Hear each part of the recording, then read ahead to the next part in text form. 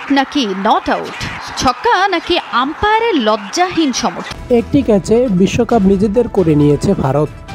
তবে সেই ক্যাচ নিয়ে সামাজিক যোগাযোগ মাধ্যমে দেখা দেয় বিতর্ক। অনেকের মতে ক্যাচ নেওয়ার সময় বাউন্ডারি লাইন স্পর্শ করেছে সূর্যকুমারের পা।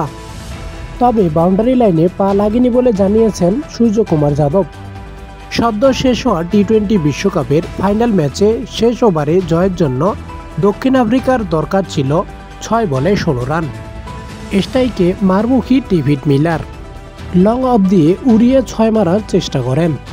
তবে বাউন্ডারি লাইনে অবিশ্বাস্য এক ক্যাচ ধরেন সূর্যকুমার যাদব। আউট হন ডেভিড মিলার। এতেই চ্যাম্পিয়ন হয় ভারত। এই ক্যাচ নিয়ে রীতিমতো সামাজিক যোগাযোগ মাধ্যম উত্তাল।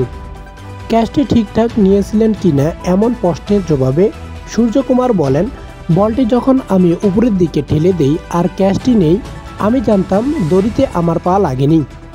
আমি সেই সময় কেবল ওটাই ভাবছিলাম। আমি জানতাম এটি পরিষ্কার ক্যাচ। এই এক ক্যাচের ফলে বিশ্বকাপ হাতছাড়া হলো প্রোটিয়াদের। এর ফলে টি-20 বিশ্বকাপের দ্বিতীয় ট্রফি ঘরে তুলল ভারত।